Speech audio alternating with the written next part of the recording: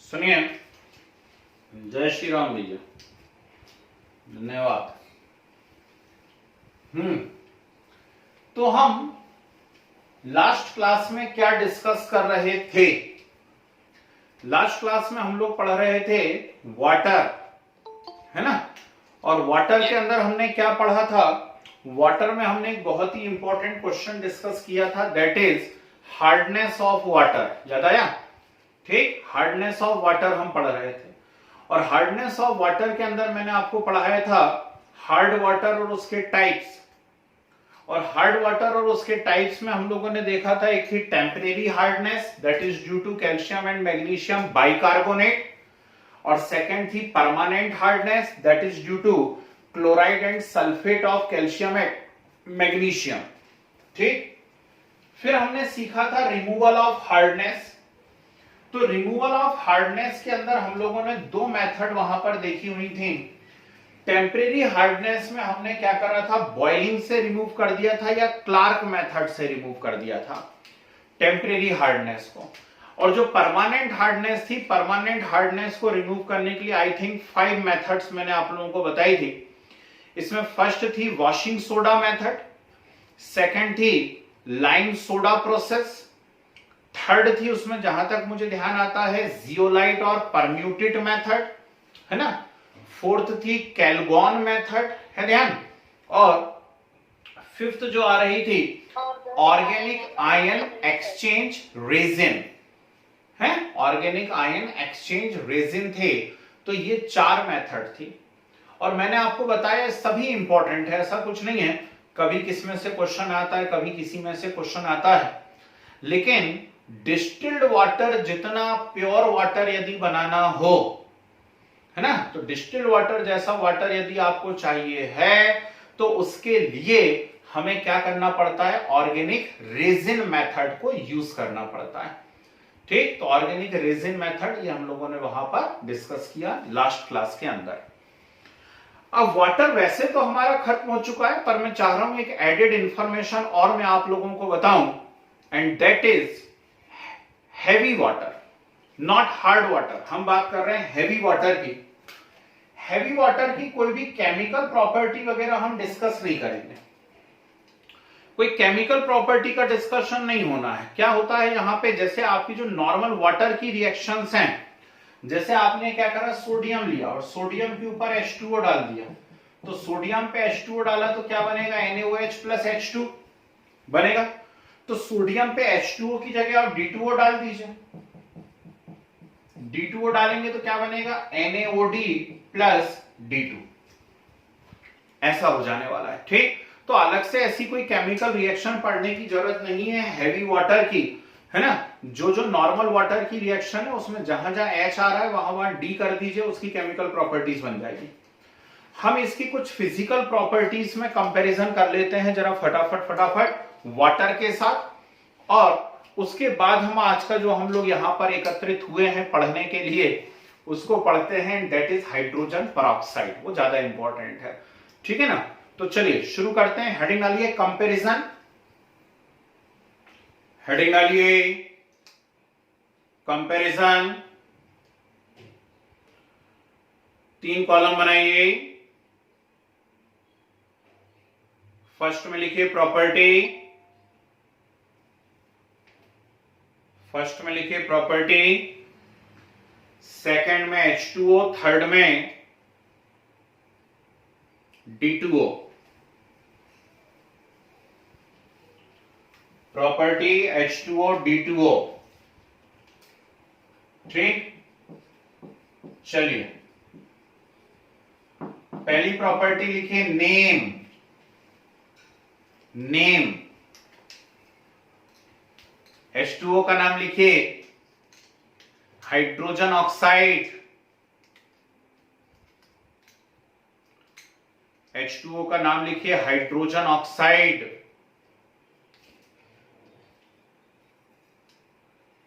D2O का नाम लिखिए ड्यूटेरियम ऑक्साइड,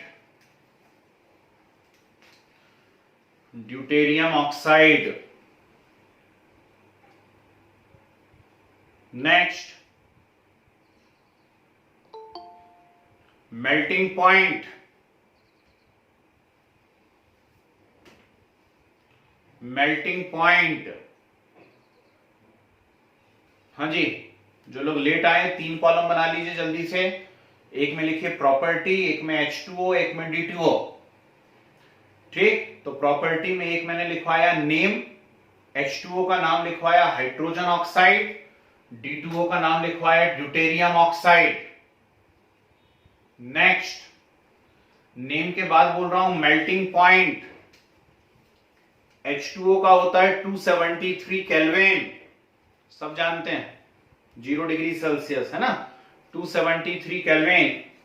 D2O का लिखे 276.8 केल्विन, 276.8 केल्विन। नेक्स्ट, नेक्स्ट लिखिए H2O में, सॉरी प्रॉपर्टी में लिखिए boiling point, boiling point. H2O में लिखिए 373 केल्विन, 373 केल्विन। यहां लिखिए 374.4 kelvin, 374.4 kelvin. Next, temperature of maximum density, किसे याद आ रहा है? वाटर की मैक्सिमम डेंसिटी कितने टेम्परेचर पे होती है, जल्दी बताइए। 4 degree Celsius, very good, 4 degree Celsius, very good, very good, 4 degree Celsius पे होती है ना। तो टेम्परेचर ऑफ मैक्सिमम डेंसिटी लिखिए 276 केल्विन, 4 डिग्री सेल्सियस मतलब 276 केल्विन। Yes sir. यहां लिखे 284 केल्विन, 284 केल्विन। ठीक है, next, come on, maximum density,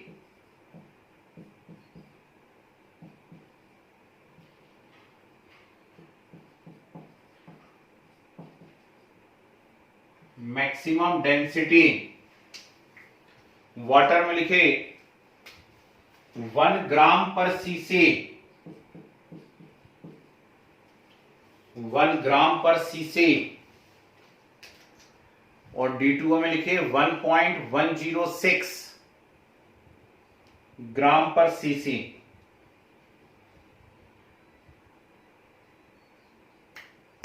next, ये 3 टर्म थर्मोडायनामिक्स में आएंगी टर्म 2 में, पर अभी लिख लीजिए। लिखे एंथैल्पी ऑफ फ्यूजन, ENTHAL पाए, एंथैल्पी नाम सुना तो है आप लोगों ने। एंथैल्पी ऑफ फ्यूजन वाटर के लिखे 40.66 किलो जूल पर मोल, 40.66 किलो जूल पर मोल। यहां लिखे 41.61 किलो जूल पर मोल, 41.61 किलो जूल पर मोल।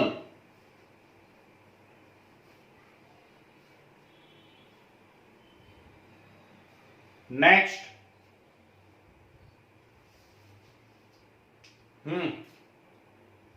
एंथैल्पी ऑफ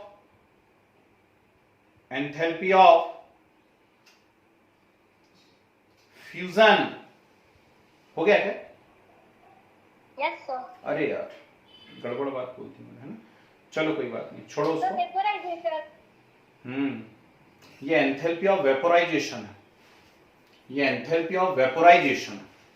40.66 और 41.61 ये एंथैल्पी ऑफ वेपोराइजेशन है। अब लिखो enthalpy of fusion, enthalpy of fusion water में लिखे 6.01, 6.01 किलोजूल पर मोल, और यहां लिखे 6.28 किलोजूल पर मोल, 6.28 किलोजूल पर मोल।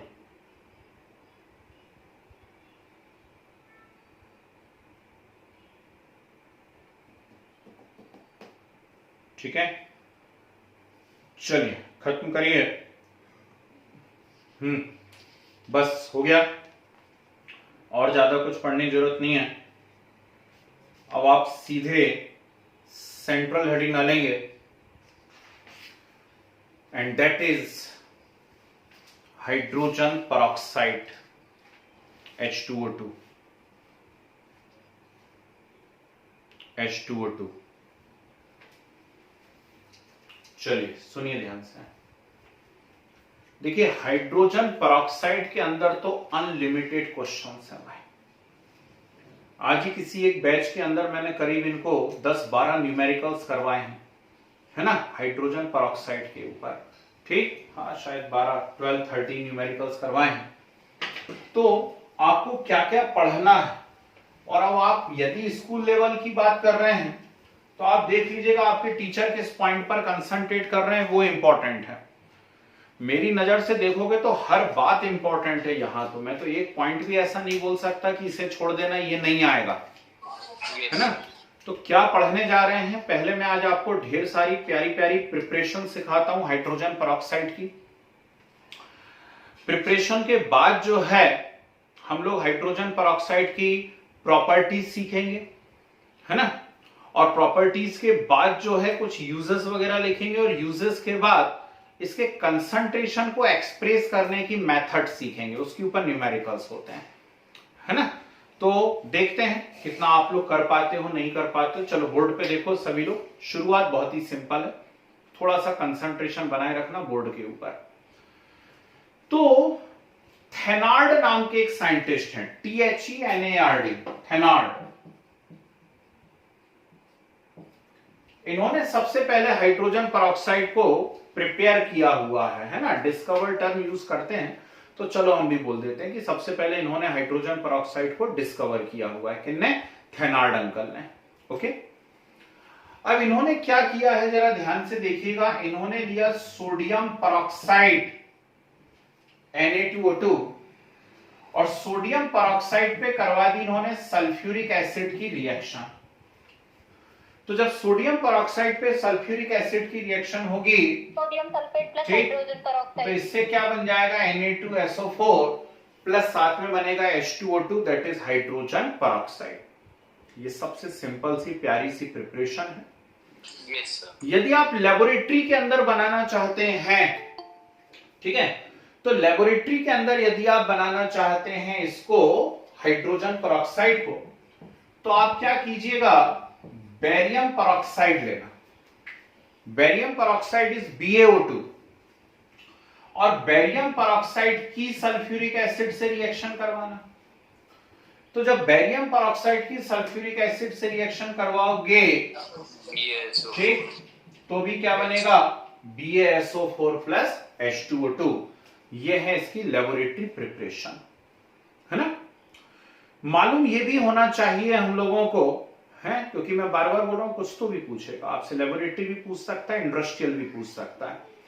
तो हम एक एक काम करते चलते हैं। पहले मैं एक एक रिएक्शन आपको करवाते चलता हूं, नहीं तो बहुत ज्यादा लोड बढ़ जाएगा आपके ऊपर, फिर कर नहीं पाओगे, ठीक है।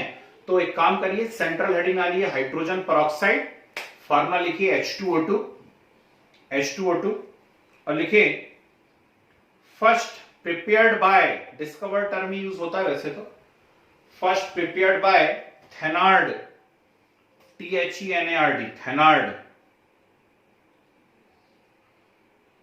ठीक है। चलिए प्रिपरेशन में फर्स्ट लिखिए, प्रिपरेशन में first, calculated amount of, calculated amount of sodium peroxide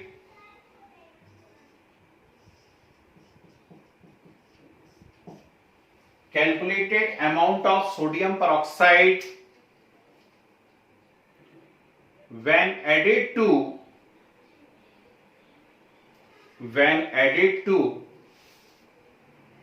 ice cold sulfuric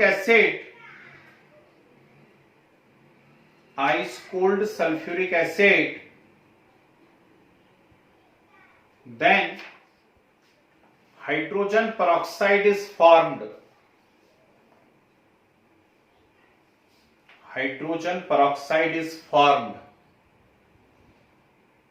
ठीक, लिख लीजिए first reaction Na2O2 plus H2SO4।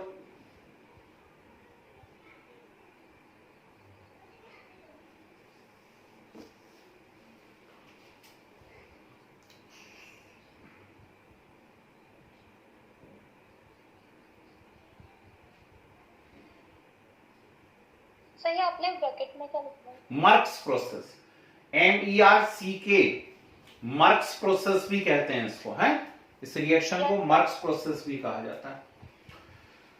चलिए सेकंड लिखिए laboratory preparation.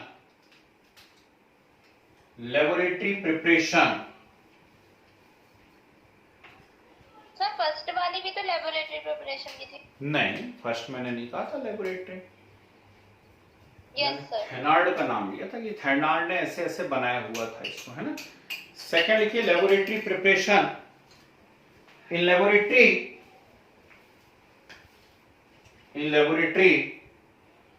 H2O2 is prepared by following reaction. In laboratory H2O2 is prepared by following reaction. चलिए second reaction note कर लीजिए board पे से।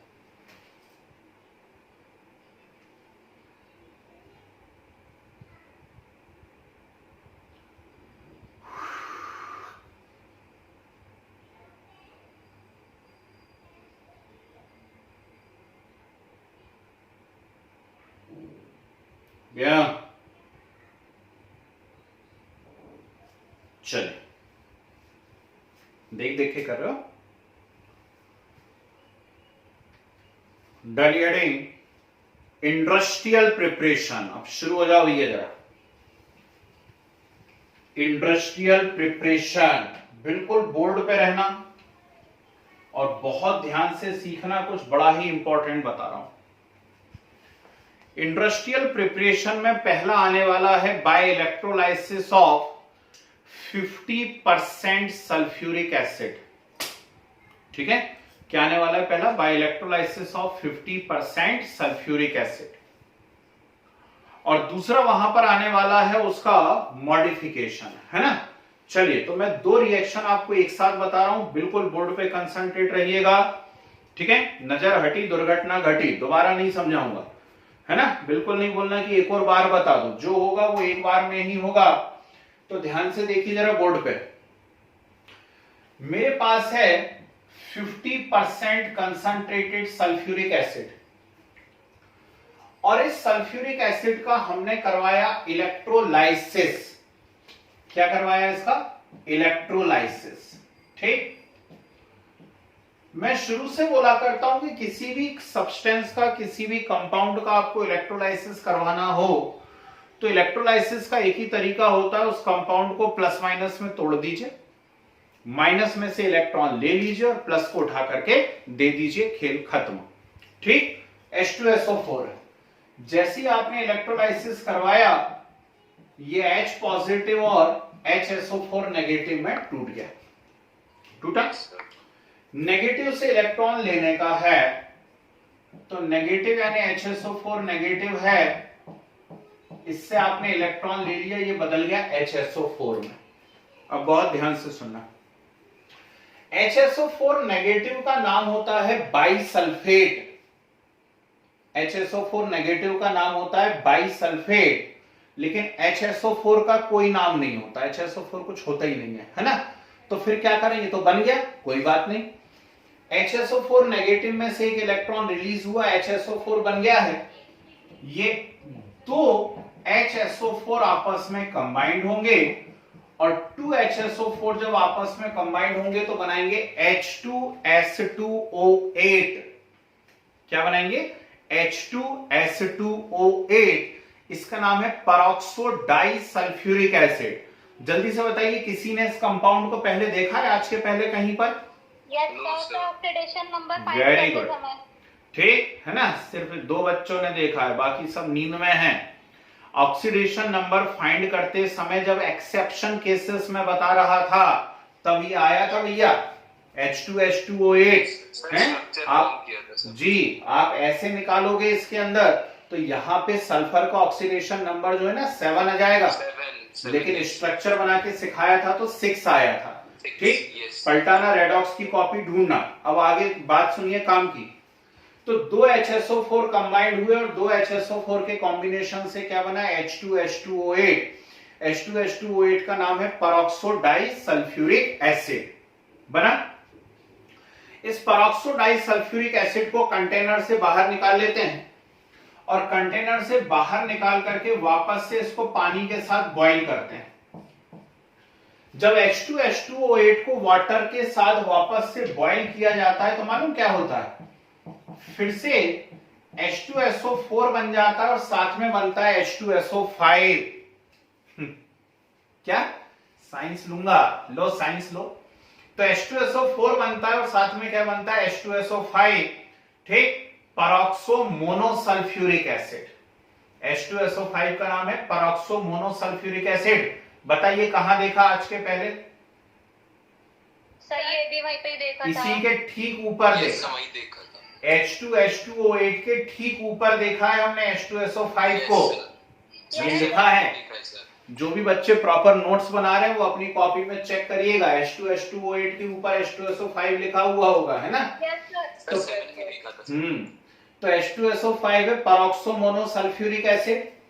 अब इस H2SO5 को पानी के साथ उबालेंगे, बताओ, हैं?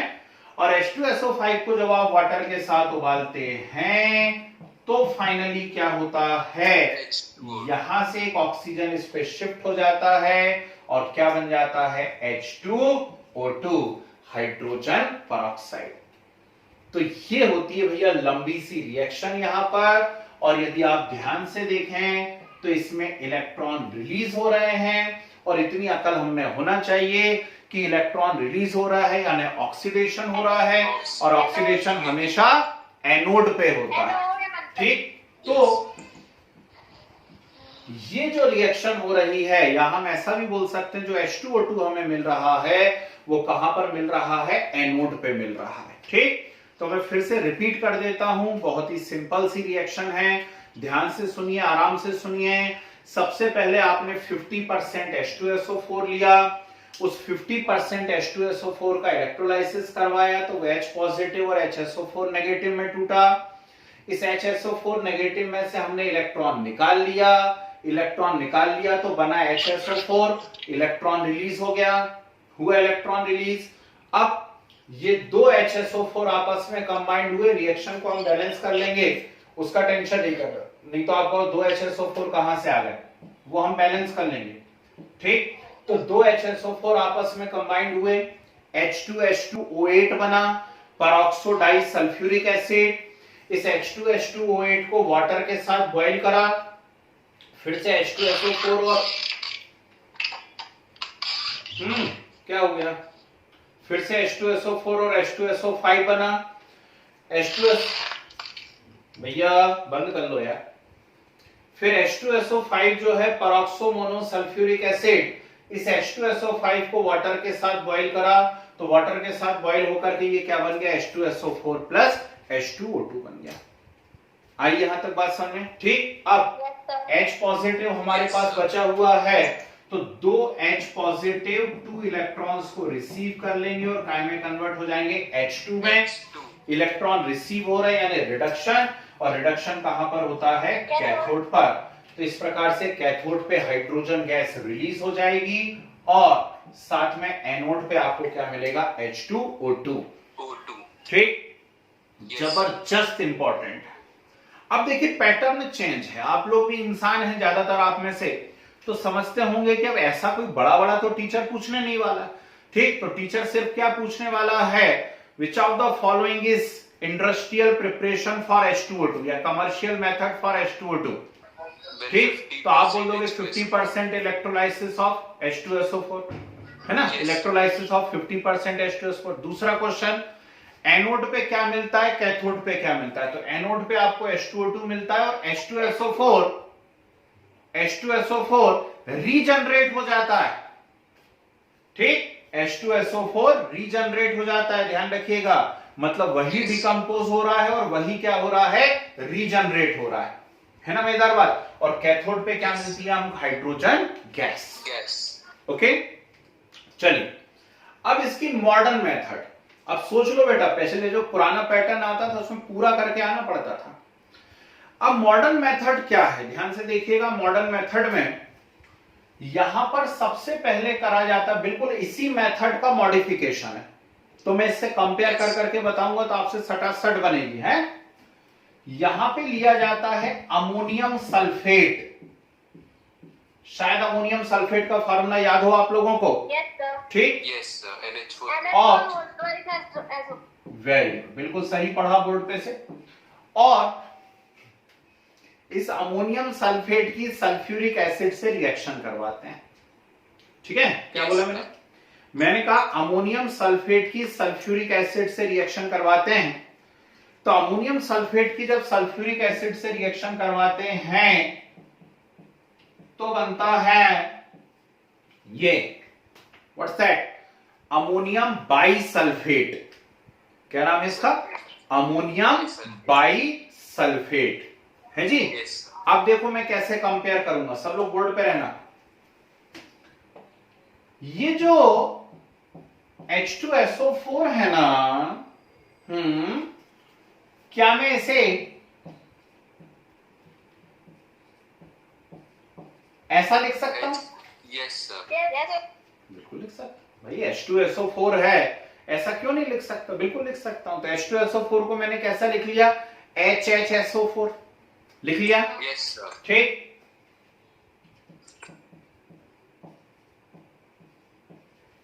नीचे क्या है, NH4HSO4।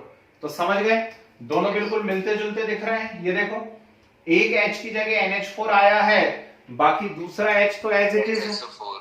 है, ठीक। अब बाजू में देखते जाना और करते जाना। H2SO4 कैसे टूटा, तो H2SO4 नहीं टूटेगा, कौन टूटेगा, NH4SO4. NH4HSO4। Yes, sir. HSO4. Yes, sir. ठीक, H2SO4 को मैं ऐसा एज्यूम कर रहा हूं, है, एक H की जगह NH4 आ गया, बाकी कहीं कोई चेंज नहीं है। तो NH4HSO4 टूटा और NH4HSO4 टूटा Positive NH4. तो ऐसे टूटेगा, H positive and NH4SO4 negative. Negative. ठीक, H पॉजिटिव, ये देखो H पॉजिटिव निकला और HSO4 नेगेटिव। तो HSO4 नेगेटिव मतलब क्या हो गया, यहां लिख देता हूं, ठीक। HSO4. तो HSO4 नेगेटिव, HSO4 नेगेटिव, तो इस H की जगह कौन आ रहा है, NH4 हो गया।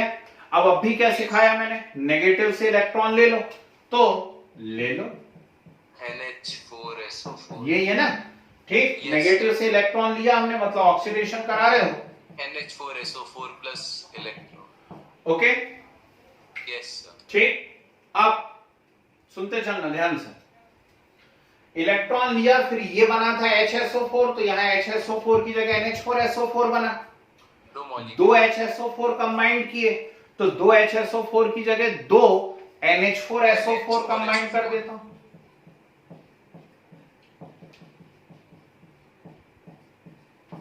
क्या बनेगा, N2H8. वेरी गुड, बिल्कुल सही बताया इन्होंने। क्या बताया, NH4 whole twice H2O8। 8. Yes. ठीक, चेक कर लीजिए बैलेंस है या नहीं है ना। Yes, sir. एक मिनट होल्ड करना भाई।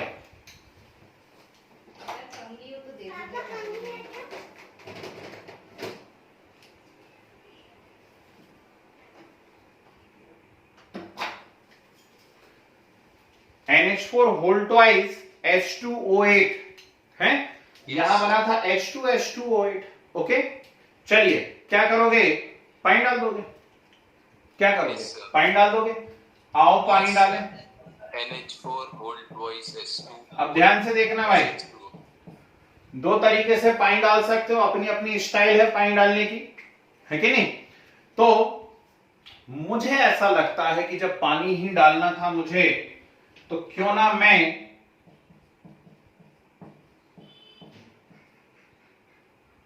Hydrogen peroxide. Yes, sir. ठीक लिया, बैलेंस है क्या रिएक्शन? चेक करना रिएक्शन बैलेंस है क्या? Yes sir. बाकी बच्चे भी चेक कर लो, 11th में ही हो ना। Yes, sir. Yes sir. ठीक, तो क्या बनता है यहां पर? यहां पर बनता है NH4HSO4। तो वापस से वही का वही बन गया, देखो NH4HSO4। ठीक वैसे ही जैसे यहां वापस से कौन बन गया था? H2SO4। ठीक, तो NH4HSO4 बन जाएगा और कौन निकल जाएगा? H2O2। O2. ये है मॉडिफिकेशन ऑफ मेथड। फाइनली क्या होगा? ये H पॉजिटिव बने हुए हैं, तो दो H पॉजिटिव दो इलेक्ट्रॉन को Yes, दो रिसीव इलेक्ट्रॉन। करेंगे और H2 बनाएंगे। H2. Yes, sir. तो थोड़ा टफ तो है, थोड़ा टफ तो है, लेकिन हमने बिल्कुल चैप्टर के 3 पार्ट करें एकदम साफ साफ। फर्स्ट पार्ट में हमने हाइड्रोजन पढ़ा हुआ है, वो बिल्कुल अलग पोर्शन है, उसका सेकंड थर्ड से कोई लेना देना नहीं। सेकंड पोर्शन में वाटर पढ़ा है, उसका किसी से कोई लेना देना नहीं। थर्ड पोर्शन में हम हाइड्रोजन पेरोक्साइड पढ़ रहे हैं। अब जिन बच्चों को बहुत टफ लग रहा है, यदि ये पोर्शन लगना नहीं चाहिए, क्योंकि ऐसे छोड़ने की आदत डालोगे तो क्या क्या छोड़ोगे भाई, अभी तो शुरुआत हुई है आपके जीवन की। ठीक, तो मेरा तो सजेशन है कि अब इससे ज्यादा सिंपल मैं नहीं कर सकता, मैं आपको बहुत अच्छे से कंपेयर करके बता रहा हूं कि H2SO4 में जो 2 H थे, उनमें से एक H की जगह NH4 आ गया है, और बिल्कुल एग्जैक्टली सिमिलर रिएक्शन है, जैसी बाजू में हुई है बिल्कुल वैसी की वैसी हुई है। यहां H2SO4 रीजनरेट हो जा रहा था, और यहां पे H2SO4 की जगह कौन रीजनरेट हो रहा है? NH4HSO4 रीजनरेट हो रहा है। Yes, sir. समझ गए बात को? तो ये रिएक्शन यहां पर होती है, एनोड पर H2O2 मिल रहा है आपको, और कैथोड पे क्या मिल रही है? Hydrogen gas. ठीक, तो ये कैथोड पर आपको क्या मिल रही है? हाइड्रोजन गैस मिल रही है, और एनोड पर ये पूरी की पूरी रिएक्शन हो रही है। आई बात समझे? ठीक, ये इलेक्ट्रोलाइसिस हमने किया हुआ है। तो ये है भैया मैन्युफैक्चरिंग प्रोसेस या इंडस्ट्रियल प्रिपरेशन 2। ठीक, इसके बाद मैं आपको एक दो और करवा दूंगा, मैं समझ रहा हूं क्योंकि आप लोग जिद करोगे ही, है ना। तो चलिए, हेडिंग डाली हुई है इंडस्ट्रियल प्रिपरेशन, इसमें फर्स्ट हेडिंग डालिए by electrolysis of 50% H2SO4। By electrolysis of 50% H2SO4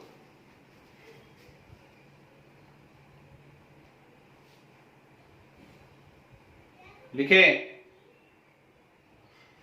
using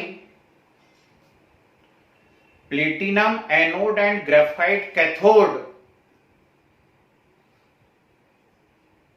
using platinum anode and graphite cathode, electrolysis of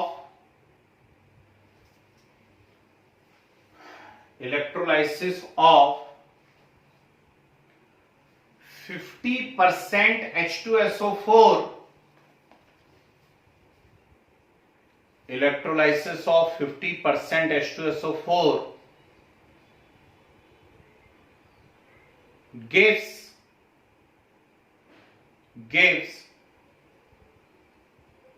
peroxodisulfuric acid, peroxodisulfuric acid, sir 50% के बाद repeat. H2SO4 gives peroxodisulfuric acid at anode, peroxodisulfuric acid at anode,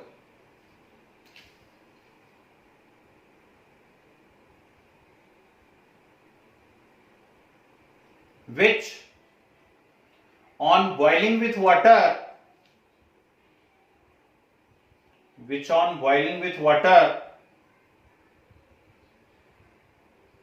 gives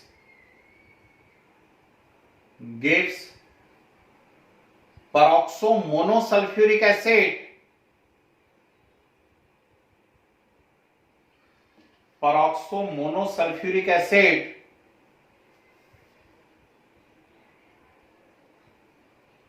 and finally H2O2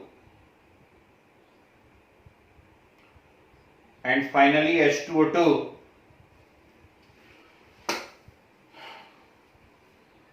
while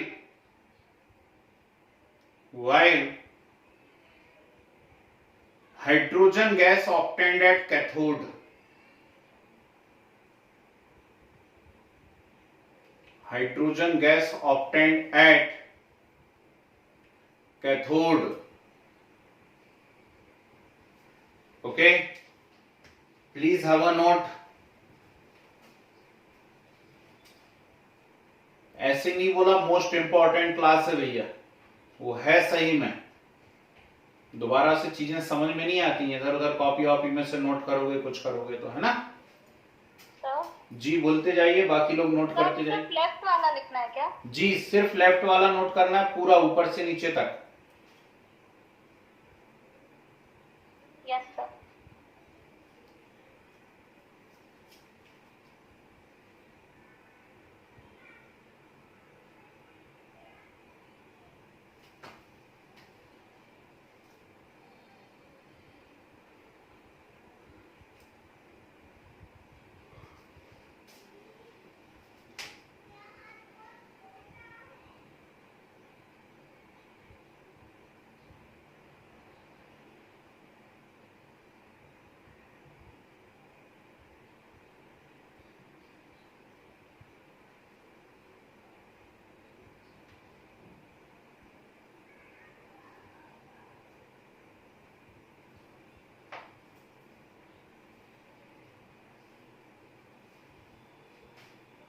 हो गया?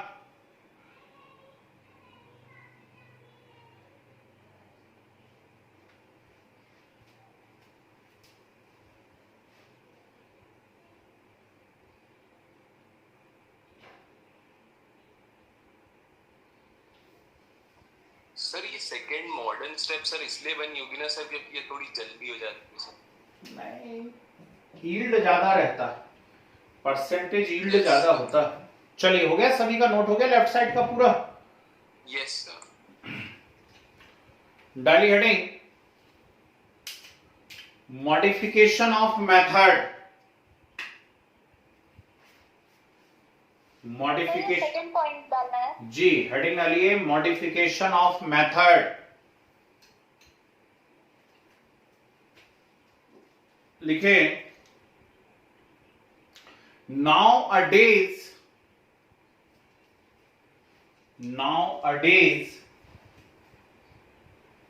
at the place of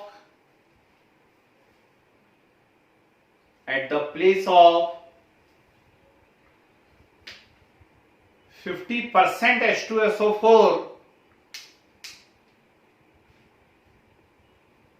at the place of 50% H2SO4 सही concentrated रहता है। 50% है तो concentrated तो है ही, है ना। Yes sir. At the place of 50% H2SO4 we used equimolar, मतलब मोलरिटी सेम है, equimolar mixture of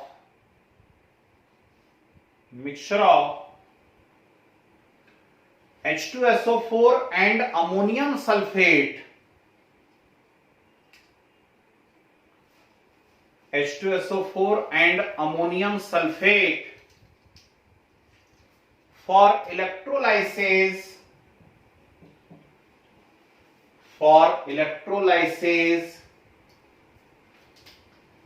as a result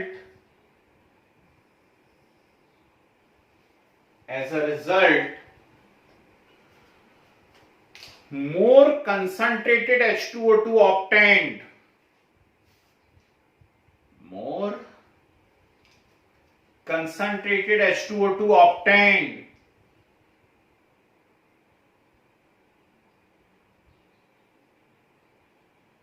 okay, चलिए नोट कर डालिए पूरा का पूरा राइट साइड का ऊपर से नीचे तक।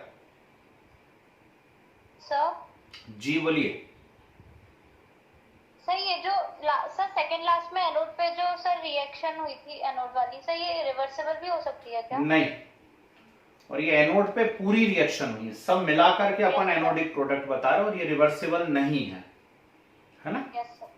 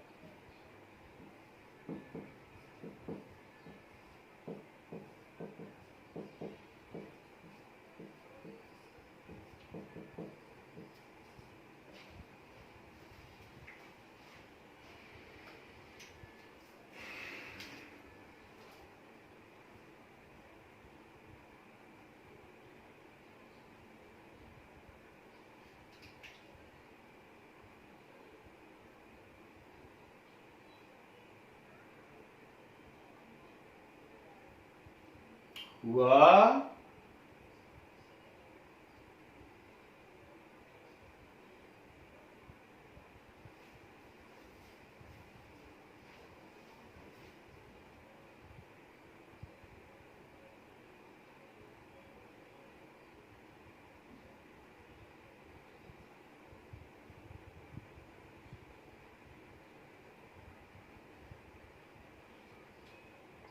यस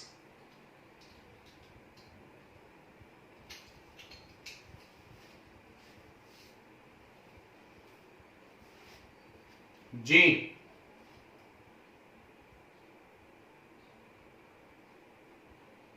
बढ़े आगे। यस डाली हेडिंग फ्रॉम 2 इथाइल एंथ्राक्विनॉल, ये लिख दिया यहां, फ्रॉम 2 इथाइल एंथ्राक्विनॉल, QUINOL,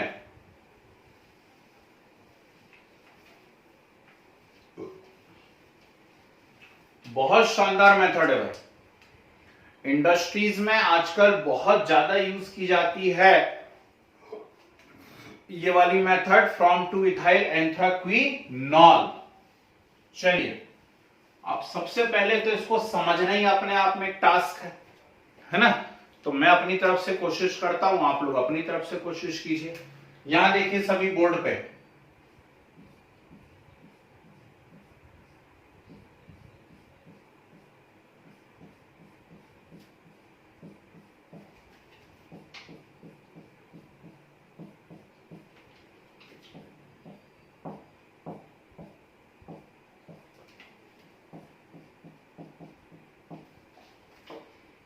ये बताओ यस कंपाउंड को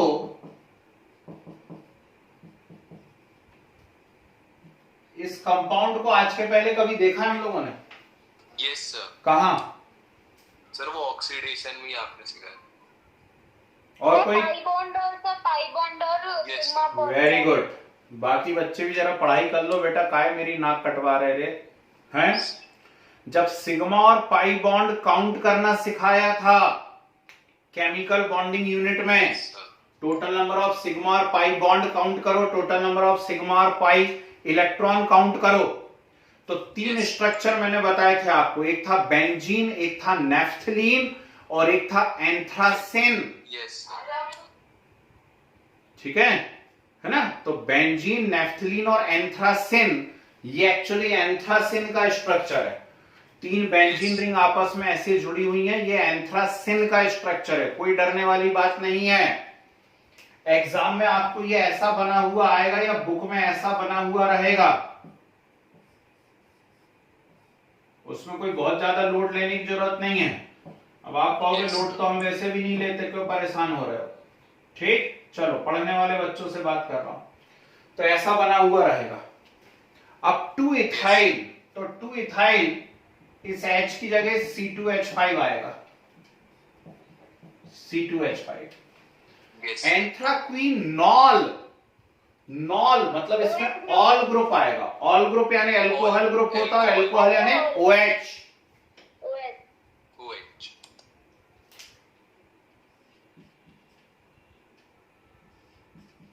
इन दो पोजीशंस पे आपको क्या लगाना है, यहां पर OH लगाना है। समझ रहे? तो बड़े बड़े टैंक लिए जाते हैं, ड्रम लिए जाते हैं, और उन ड्रम के अंदर भर के रख देते हैं 2 इथाइल एंथ्राक्विनॉल को। रख दिया 2 इथाइल एंथ्राक्विनॉल को। अब ऊपर से पाइप डालते हैं, और पाइप डाल करके हाईली कंप्रेस्ड और प्योर ऑक्सीजन उसके अंदर भेजते हैं। तो जब हाईली कंप्रेस्ड और प्योर ऑक्सीजन अंदर भेजते हैं, ध्यान से सुनिएगा, तो इस 2 इथाइल एंथ्राक्विनॉल का ऑक्सीडेशन हो जाता है। कैसे ऑक्सीडेशन होता है? वो ऊपर वाला OH और नीचे वाला OH यहां से हट जाते हैं, और जब ऊपर वाला और नीचे वाले दोनों OH हट जाते हैं, तो OH और OH आपस में जुड़ेंगे और क्या बनाएंगे, H2O2। और इस प्रकार से आपको क्या मिल जाती है, वहां पर H2O2 मिल जाती है।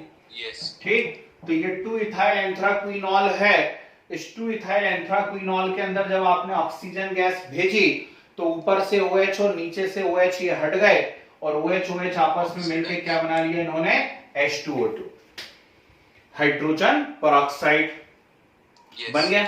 अब क्या होगा, ध्यान से देखिएगा, ये OH हटा, ये OH हटा, तो बॉन्ड खाली हो गए ऊपर भी और नीचे भी। तो क्या बचा, पहले उसको लिख लेते हैं हम लोग ध्यान से।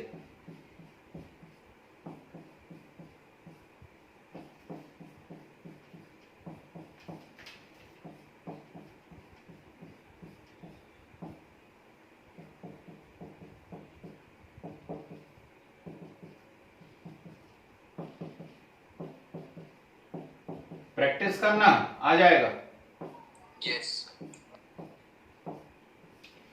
यही बचा, बोलो हाँ। ठीक। अब इसमें यदि आप देखोगे तो आपको इस कार्बन की वैलेंसी कंप्लीट नजर नहीं आ रही, और ऊपर वाली कार्बन की वैलेंसी कंप्लीट नजर नहीं आ रही है, क्योंकि दोनों कार्बन पे से OH हट गए हैं, तो वैलेंसी कंप्लीट कैसे हो सकती है, OH यदि हटे हैं तो। 2 नहीं है। ठीक, तो हम कर क्या रहे हैं, हम यहां पर करा रहे हैं इसका ऑक्सीडेशन। और ऑक्सीडेशन की एक डेफिनेशन एडिशन ऑफ ऑक्सीजन भी होती है ना। तो एडिशन ऑफ ऑक्सीजन होती, तो ध्यान से देखिएगा, इस पे से OH हटा है और ऊपर से OH हटा है, तो जब आप ऑक्सीडेशन कराओगे तो एक O यहां जाके अटैच हो जाएगा और एक O ऊपर जाके अटैच हो जाएगा। आई यहां तक बात समझ में? ठीक, दोनों पर एक एक O जाकर के अटैच हो गए, OH हटे, एक एक O जाकर के अटैच हो गए। लेकिन फिर एक गड़बड़ है कि ऑक्सीजन से 2 बॉन्ड दिखने चाहिए, यहां तो सिंगल सिंगल दिख रहे हैं, तो 2 बॉन्ड दिखने चाहिए, तो मुझे यहां भी डबल करना पड़ेगा, वहां भी डबल। ठीक, 4 हो जाएंगे सर। और जब मैं डबल करूंगा तो इस कार्बन से 4 नहीं 5 हो जाएंगे, 5। और इस कार्बन से भी कितने बॉन्ड हो जाएंगे, 5। पॉसिबल होने कितने चाहिए, 4। तो फिर क्या करोगे, भगवान ने ये आपको दी हुई है जी, आप इसका उपयोग करेंगे और वहां से एक एक बॉन्ड हटा देंगे और यहां लगा देंगे। वैलेंसी में जब से चीख रहा हूं, जिस दिन कोवैलेंट बॉन्ड बनाना सिखाया था, और अब तो बिल्कुल आप ऑर्गेनिक शुरू करने के दरवाजे पे ही खड़े हैं। कल हम लोग खटखटा देंगे दरवाजा ऑर्गेनिक का कि भैया खुल जा सिमसिम, है ना। ठीक, तो ऑर्गेनिक तभी बन पाएगी जब बॉन्डिंग आप लोगों की क्लियर। कोवैलेंट बॉन्ड बनाते जिसको आता होगा, जिसके कंसेप्ट क्लियर होंगे, उसी से ऑर्गेनिक बनने वाला है बाबू। तो हुआ क्या यहां पे, ऐसा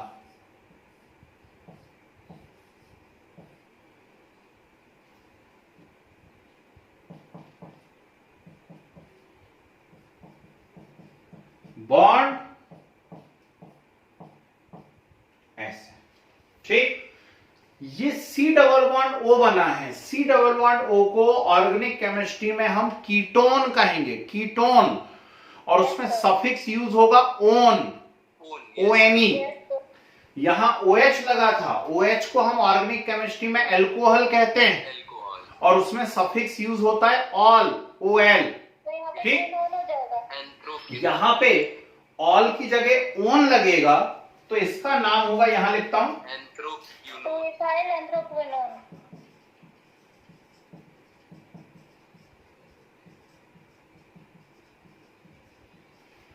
टू इथाइल एंथ्राक्विनोन, इसका नाम होगा टू इथाइल एंथ्राक्विनोन।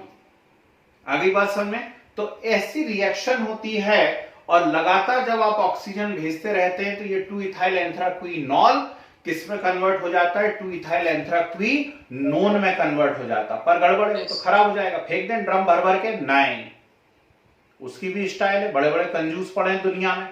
अब वो लोग क्या करते हैं, जब लगता है कि यार अब भरपूर मात्रा में हो चुका है, इसके काम लग गए, पूरा ये टू इथाइल एंथ्राक्विनोन में कन्वर्ट हो गया है, तो ऑक्सीजन भेजना बंद कर देते हैं और फिर H2O2 निकालने के बाद ड्रम में ये बचा हुआ है, उस ड्रम के अंदर अब कंप्रेस्ड हाइड्रोजन डालना चालू करते हैं।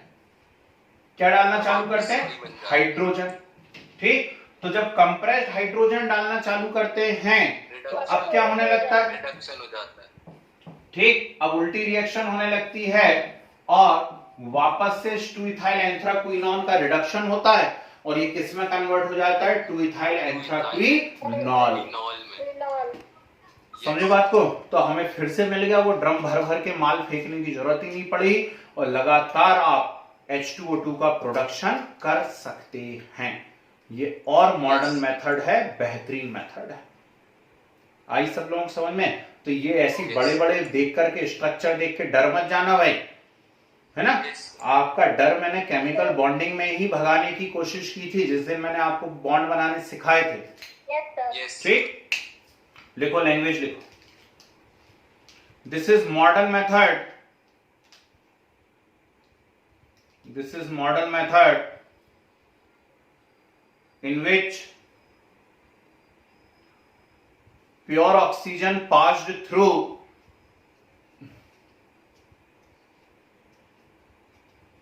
to ethyl, pure oxygen passed through to ethyl anthraquinol,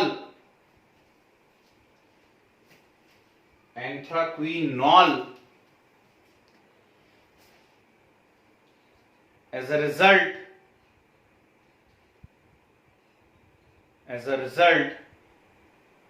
it convert into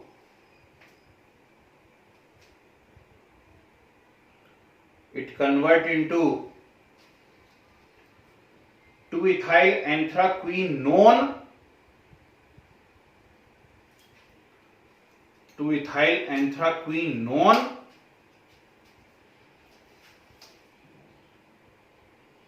and H2O2 is formed. H2O2 is formed. Sir ये कंसंट्रेटेड H2O नहीं, बहुत ज्यादा नहीं, 30% तक कंसंट्रेट होता है yes, H2O2 and H2O2 is formed. Sir इसमें क्विन, सर ये क्विनोन का और ये क्विन का मतलब क्या होता है सर इसमें? कुछ नहीं, नाम है उनके, है ना, ऑर्गेनिक नेमिंग है वो, और कुछ मतलब नहीं होता है, नाम है बस उसका। फिर एरो का साइन बना के लिखे, when hydrogen gas passed through,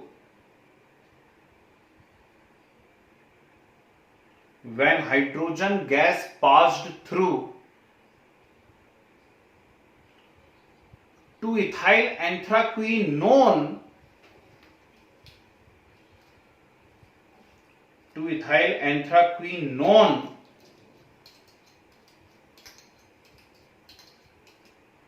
it convert back into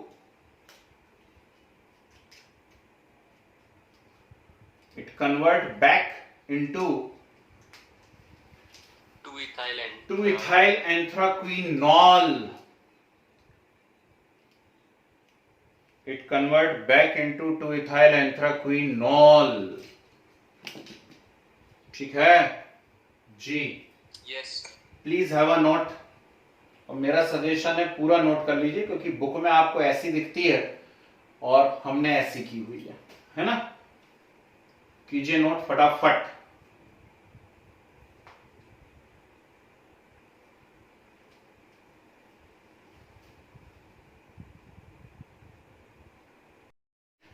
reversible का मीनिंग होता है reaction which can be reversed at any time by making a small change in temperature, pressure और कंसंट्रेशन।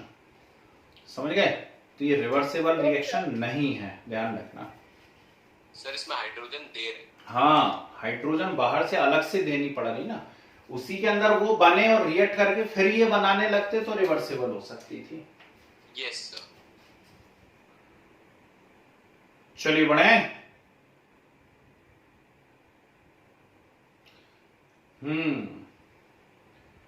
तो कोई साइंस लेने के सपने देख रहा हो 10th वाला, तो उसको एक कॉपी दिखा देना कि ना देख लो, डर जा जोर से, है ना। ऐसा ऐसा पढ़ना पड़ेगा साइंस लिया तो। यस।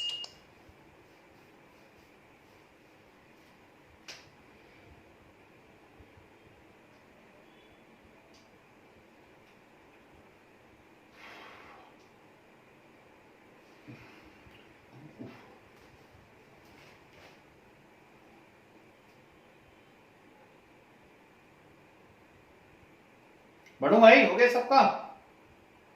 Yes sir. अरे कुछ बोलते ही नहीं ज्यादातर, तो जाने क्या है। लास्ट लिखे, एक और लिख लीजिए, manufacturing. Yes sir. H2O2 can also be prepared. H2O2 can also be prepared commercially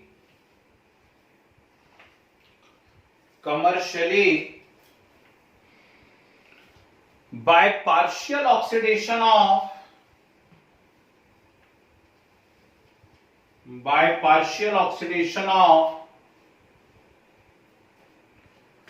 two propanol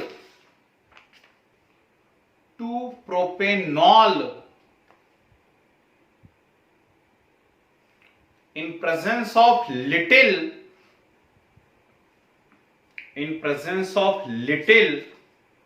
H2O2, in presence of little H2O2,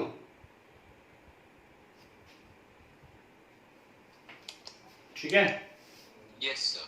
2 propanol नहीं आता तो कोई टेंशन वाली बात नहीं है। यह है प्रोपेन, 3 कार्बन का एल्केन प्रोपेन, और 2 प्रोपेनॉल मतलब 2 नंबर पे प्रोपेन में ऑल यानी OH। इसका ऑक्सीडेशन कराते हैं। Yes sir. थोड़े से H2O2 की प्रेजेंस में ही रिएक्शन होती है, तो क्या होता है? Yes sir. ये रेड जो दोनों H करे ना, ये दोनों H और ये O2, H2O2 ये रिलीज हो जाते हैं। ठीक, बचा क्या? C3 CH3 CH3 CCH3 और यहां पर एक O बचा हुआ है। ठीक, CO2 बन जाए। वैलेंसी कंप्लीट नहीं है तो डबल बॉन्ड लगा देंगे, है ना। Yes sir. तो इसमें भी क्या बन गया? C डबल बॉन्ड हो यानी कीटोन। इसके पहले वाली रिएक्शन में भी चेक करिए, इसके पहले वाली रिएक्शन में भी अल्कोहल से ऑन बना था, इसमें भी अल्कोहल से ऑन बना। ठीक, नोट करो। Yes sir.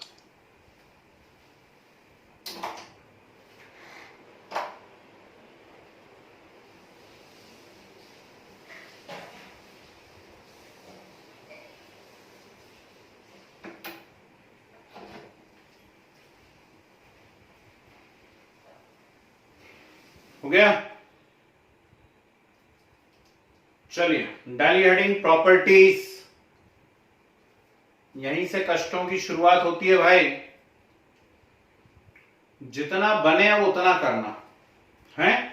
देखिए, ज्यादातर स्कूल्स में मैं बता दूं, जब क्वेश्चन पेपर सेट होगा, कोई बोर्ड वोर्ड से नहीं आने वाला है, तो जो Yes. क्वेश्चन पेपर सेट होगा उसमें वो प्रिपरेशन से कोई क्वेश्चन रिलेटेड दे सकते हैं, लेकिन अब ऑब्जेक्टिव बनना है तो ज्यादा सहूलियत उनको होगी इसके न्यूमेरिकल देने में। वो मैं आपको ट्रिक सिखा दूंगा, आप 2 मिनट में ऐसे कर लोगे, ट्रिक लगा के, चुटकी बजा बजा के।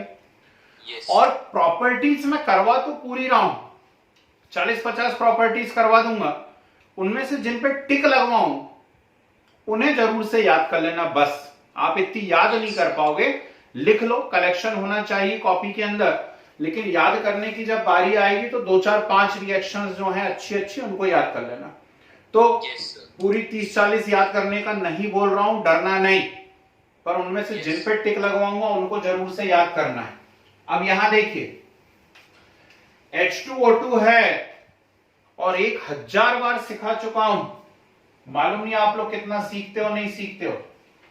H2O2 में ऑक्सीजन का ऑक्सीडेशन स्टेट है -1, Peroxide. ठीक, और मिनिमम साइट में यदि ऑक्सीजन जाता है तो -2 तक पहुंचता है, और मैक्सिमम साइट में यदि ऑक्सीजन जाता है तो 0 पे पहुंचता है। सिर्फ एक केस है जिसमें +2 पे पहुंचता है, नहीं तो 0 पे पहुंचता है, ठीक। Yes. तो -1 से -2 भी कर सकता है और ये 0 भी कर सकता है, ऑक्सीडेंट एंड रिडक्टेंट बोथ। ठीक। Yes, sir. तो यदि ये -1 से -2 करना चाहेगा, मतलब इसको इलेक्ट्रॉन लेना पड़ेगा, और इलेक्ट्रॉन जो लेते हैं वो कहलाते हैं oxidising agent, so it can act as oxidising agent. और यदि -1 से 0 करना चाहता है तो इलेक्ट्रॉन डोनेट करना पड़ेगा, और जो इलेक्ट्रॉन डोनेट करते हैं वो कहलाते हैं reducing agent, so it can behave as reducing agent also. As well as, yes. तो आपके लिए समस्या बस यहीं पे पैदा हो जाएगी कि इसकी आपको ऑक्सीडेशन रिएक्शंस भी पढ़नी है और रिडक्शन रिएक्शन भी पढ़नी है। अच्छा, सिर्फ ऑक्सीडेशन और रिडक्शन रिएक्शन पढ़नी होती तब भी वहां तक मामला ठीक रहता। इसमें एसिडिक मीडियम में अलग पढ़नी है, बेसिक में अलग, फिर एसिडिक में अलग, बेसिक में अलग, इसलिए सब्जेक्ट थोड़ा सा टफ लगने लगता है। चलो कोई बात नहीं, ज्यादा डराऊंगा नहीं। लिखो पहले इसकी प्रॉपर्टीज लिखो जरा। Pure H2O2, sir side heading क्या डालना है? प्रॉपर्टी, साइड हेडिंग प्रॉपर्टीज है तो प्रॉपर्टी लिखो। प्योर H2O2 फर्स्ट है, is thick syrupy liquid. Pure H2O2 is thick syrupy liquid. Sir spelling SYRUPY, syrup होता ना, cup syrup, yes sir. SYRUPY, syrupy liquid with light blue color, with light blue color. Yes, sir. Next, it has bitter taste.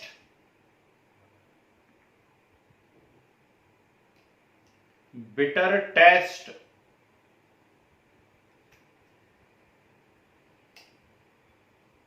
Next, completely soluble in water, alcohol and ether. Completely soluble in water, alcohol and ether.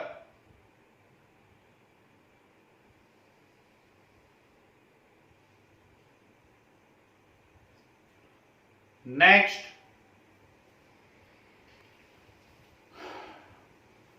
it is more dense.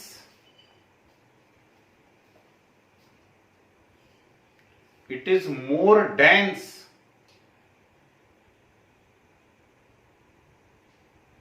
and more viscous than water. More dense and more viscous than water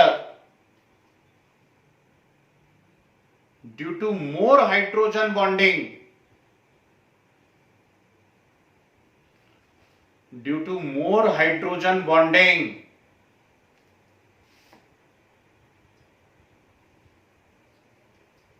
ठीक है। हाँ sir. Next, dipole moment of H2O2 is greater than water. Dipole moment of H2O2 is greater than water. Sir ये distance के कारण होता है क्या dipole moment ज्यादा? डाइपोल मोमेंट इसके स्ट्रक्चर के कारण होता है, थोड़ा अलग हटके अजीब टाइप का स्ट्रक्चर है इसका, है ना, इसके कारण पोलैरिटी ज्यादा हो जाती है, इसलिए डाइपोल मोमेंट ज्यादा हो जाता है। यस ठीक, H2O2 है ना, दो ऑक्सीजन आ गए ना, उसमें H2O में एक ही है, पोलैरिटी Yes, थोड़ी ज्यादा हो Yes, जाती है। sir. Next, it is unstable liquid, it is unstable liquid and easily decompose, photolysis and easily decompose। ठीक, तो रिएक्शन लिख लीजिए, H2O2 gives H2O plus O2।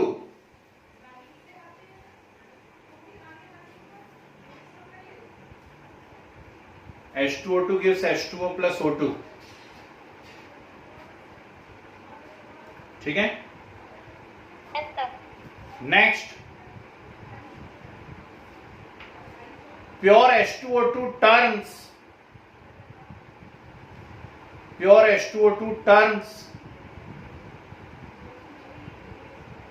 blue litmus red, तो जी। सर ये तो बिटर टेस्ट का, तो फिर सही एसिडिक नेचर क्यों शो कर रहा है? लिखो तो बता रहे, ठीक, बिटर टेस्ट होने से ही कोई बेस नहीं हो जाता है, बेस का टेस्ट बिटर होता है, पर कोई बिटर है उसका मतलब वो बेस होगा ऐसा नहीं होता है ना। Yes Yes, sir. तो क्या लिखा अपन ने, pure H2O2 turns Blue litmus. blue litmus red means behave as acid,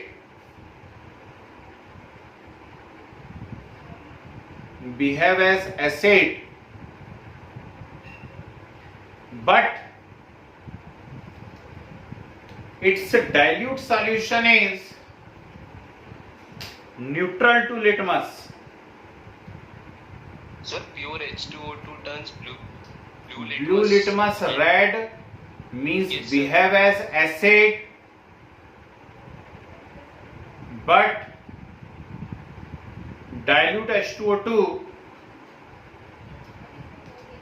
is neutral to litmus।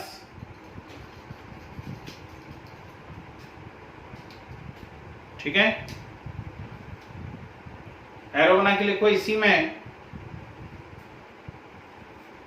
H2O2 is weaker acid than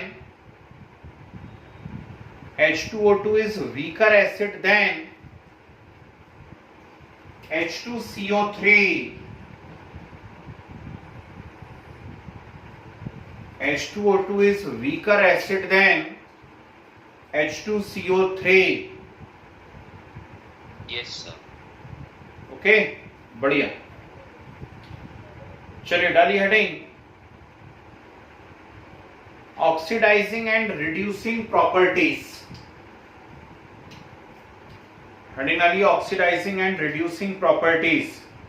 तो प्रॉपर्टीज के अंदर लिखना है ये? जी,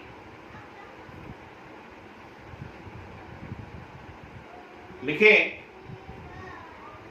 सर ये कार्बोनिक एसिड है ना सर? हाँ, H2CO3 कार्बोनिक एसिड है। Yes.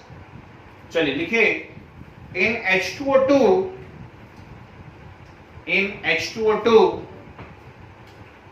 the oxidation state of oxygen is -1, the oxidation state of oxygen is -1,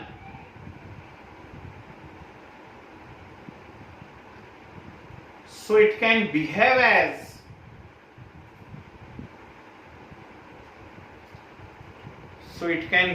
as oxidizing as well as reducing agent, so it can behave as oxidising as well as reducing agent. ठीक है,